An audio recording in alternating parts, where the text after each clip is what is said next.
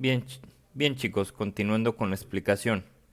Entonces nos quedamos en que el enunciado en voz pasiva debe de tener un verbo más que la voz activa.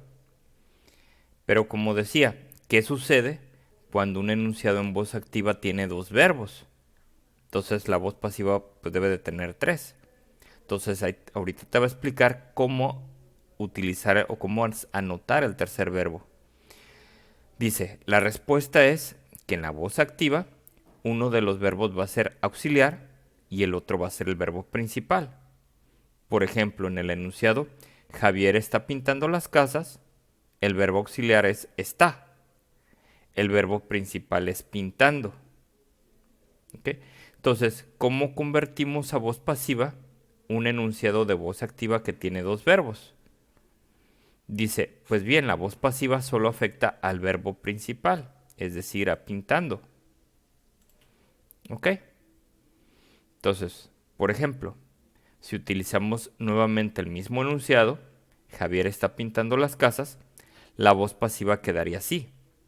Las casas están siendo pintadas por Javier. Entonces, si te fijas, estamos utilizando los mismos pasos que vimos anteriormente. Va el repaso muy rápido. Javier, que estaba al principio en voz activa, lo ponemos al final en voz pasiva.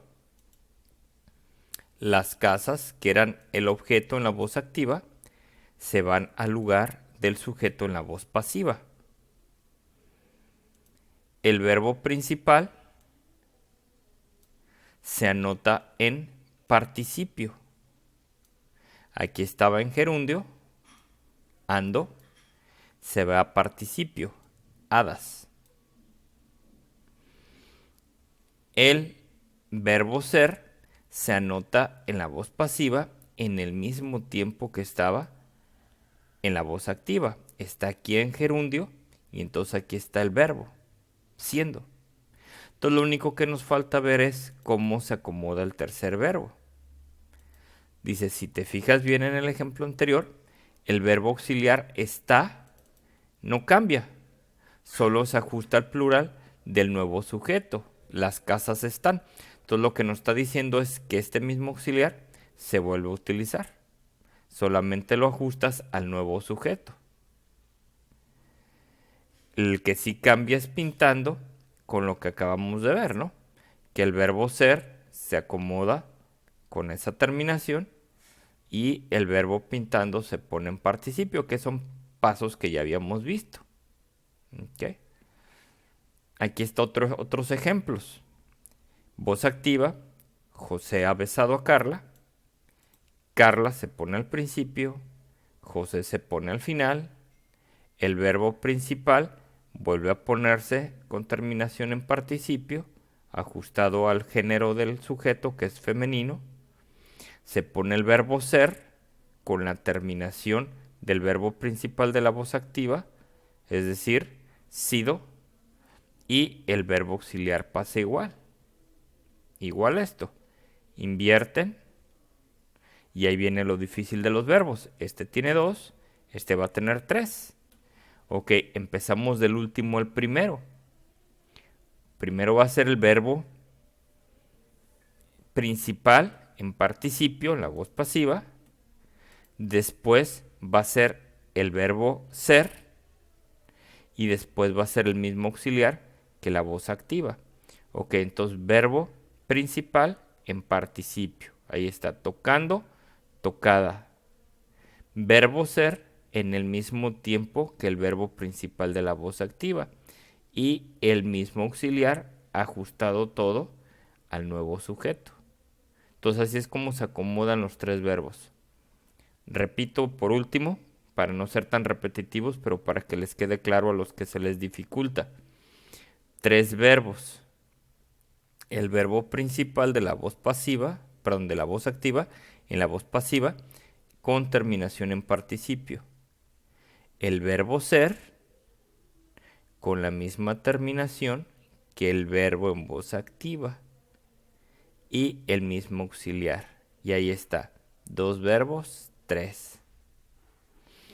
Entonces lo que van a hacer ahorita es con base en estos pasos vistos anteriormente, sobre todo en estos, y en esta última explicación, van a ser, en la evaluación 2, van a convertir a voz pasiva los siguientes enunciados. Todo en español ahorita. Si no lo entiendes en español, no lo vas a entender en inglés. Entonces primero empezamos con el español y es más fácil trasladarlo al inglés. Ok, dice, pasando otra cosa dentro del tema, ¿qué sucede cuando el enunciado en voz activa es muy largo? Por ejemplo, Cristiano Ronaldo jugará la liga en España la próxima temporada a pesar de todos los rumores. Se hace lo siguiente, se identifican los dos sujetos que se van a intercambiar y después se anotan todos los complementos.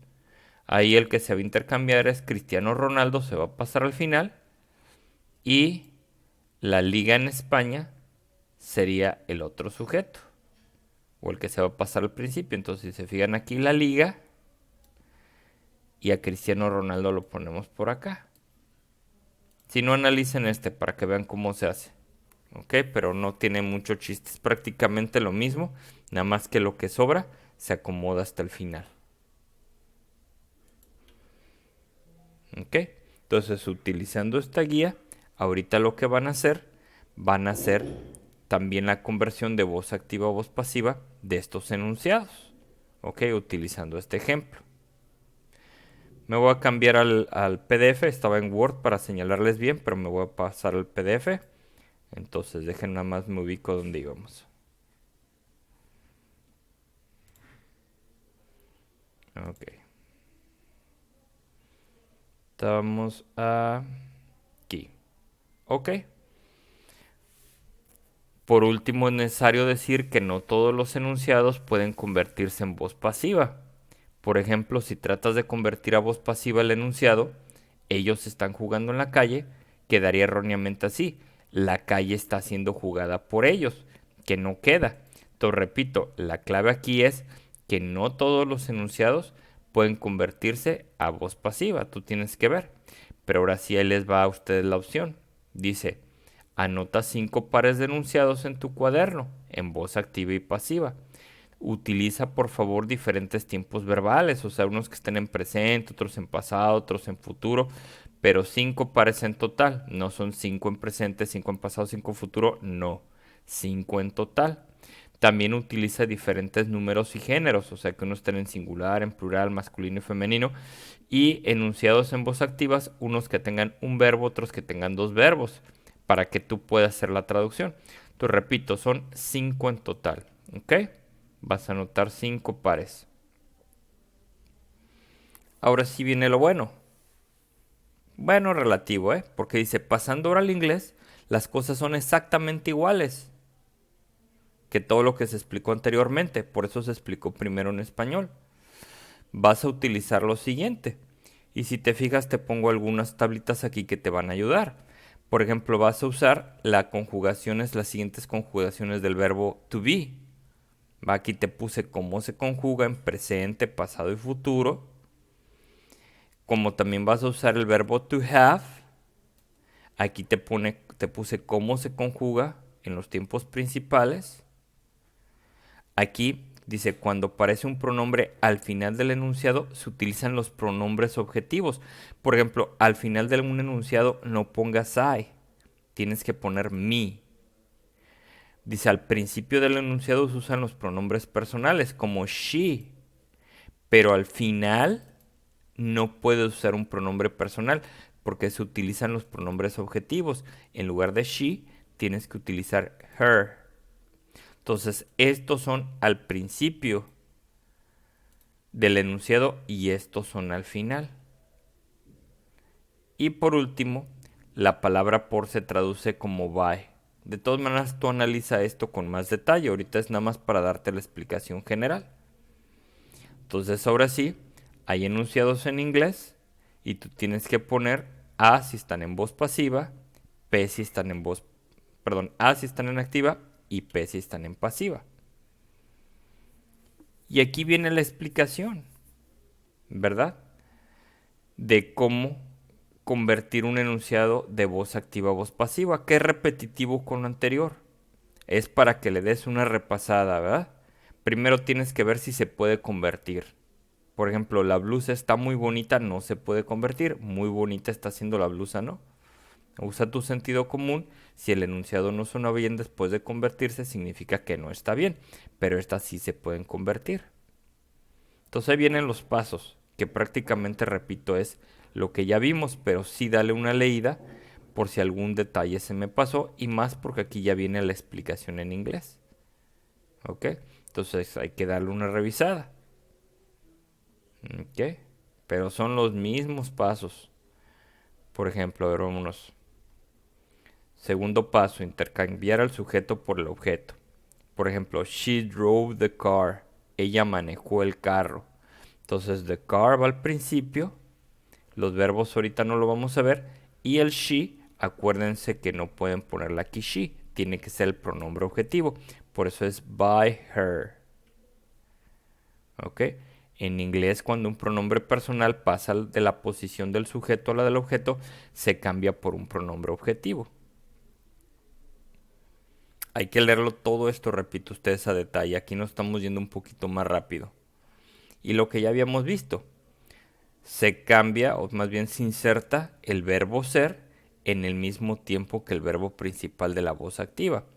Por ejemplo, aquí, they used the computer. Used está en pasado, entonces vas a poner el verbo to be en pasado, que es lo que ya habíamos visto. Profe, ¿cuál es el verbo to be en pasado? Pues por eso les puse estas listas, ¿no? Aquí está el verbo to be en pasado, was o were, y les pongo en qué personas es was y en qué personas es were.